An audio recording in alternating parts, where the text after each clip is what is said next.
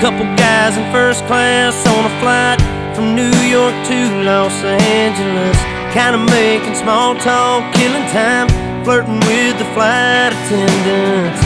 30,000 feet above, could be Oklahoma.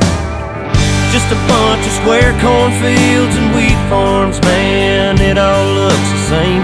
Miles and miles of back roads and highways connecting little towns with funny names. Who'd wanna live down there in the middle of nowhere?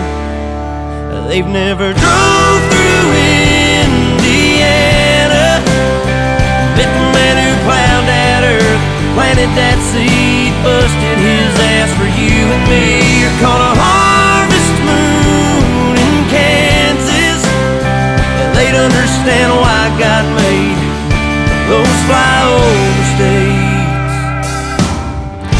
I bet that mile-long Santa Fe freight train engineer seen it all, just like that flatbed cowboy stacking U.S. steel on a 3-day haul. Roads and rails under their feet, yeah, that sounds like a first-class seat on the plains of Oklahoma, with a windshield sunset in your eyes like a watercolor painted sky. You think heaven's doors have opened, you'll understand why God made